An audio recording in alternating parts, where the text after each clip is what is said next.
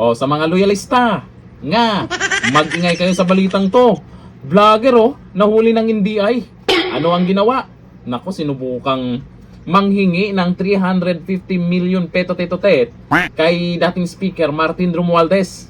Ang vlogger na ito di umano ay dating social media manager ni PBBM. Ayon po dito, founder ng Peanut Gallery Media Network at dating social media manager ni PBBM, hinuli dahil umano sa paghingi ng maleta kay Romualdez. Naku, grabe, dami niyan Male-maletang pera na naman to Kinumpirma ng National Bureau of Investigation or NBI ang kanilang paghuli sa founder ng Peanut Gallery Media Network at dating social media manager ni Pangulong Ferdinand Bongbong Marcos Jr. na si Franco Mabanta nitong May 5, 2026. Nako, sila na yung mga naghahanap ng butas dyan kung sino talaga ang mastermind sa maanumalyang flood control project. Sino nga ba?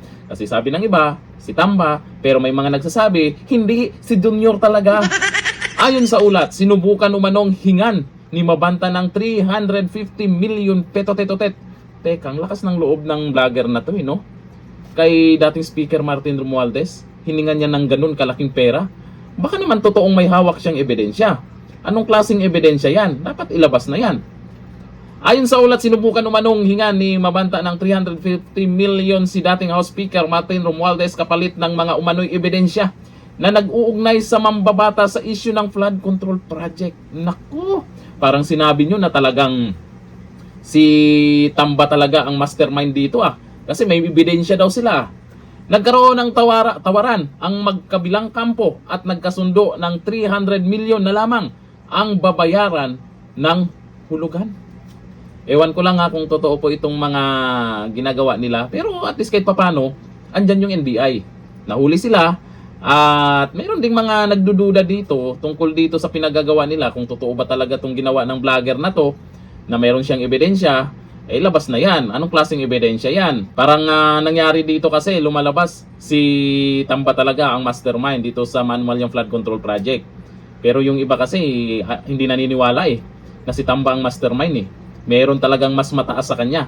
Eto na ba ang panahon na dapat kumanta na si Tamba? Natanggap umano ni Mabanta ang paunang bayad na 75 million peto-teto-tet habang ang natira ay babayaran sa 3 magkakaibang araw. Maliban kay Mabanta ay may 4 pang individual ang nahuli ng NBI. Kalain mo, lalaking pera pala nila dyan Dami pera pala nila Ito vlogger na to nahuli sana naman yung ibang vlogger dyan na pumaldo mahuli din Maglaglagan sila. May isang vlogger na dyan may doon daw listahan kung sino yung nakatanggap ba. Dapat naman yung mga bayarang vlogger ay mabuking na. Hindi lang kagaya na ito. Sa bagay ito mali-maletang pera naman to. Dapat lang talaga mabuking kung totoo man ito kasi para sa akin kasi grabe naman tong vlogger na itong lakas ng loob niya na humingi ng ganyan kalaki. Kung talagang meron siyang hawak na mabigat na ebidensya, posible na yan ang dahilan kaya malakas ang loob niya manghingi ng ganyan kalaking pera. At bakit nagbigay itong kabilang kampo na hinihingan niya? Naku po, abangan po natin kung ano ang paliwanag ni dating Speaker Martin Romualdez tungkol dyan. Kung totoo bang nangyari yan, anong meron sa ebidensyang yan? Naku, flood control project, tama lang yan na wag nating kalimutan ang isyung yan. Pero ang pinagtatalunan kasi ngayon, sino ang mastermind? Sa tingin nyo, sino nga ba ang mastermind? Si Tamba ba? Nako, yung iba ang sabi, hindi, ang mastermind yung nagngiwi. Hanggang dito lang, thank you.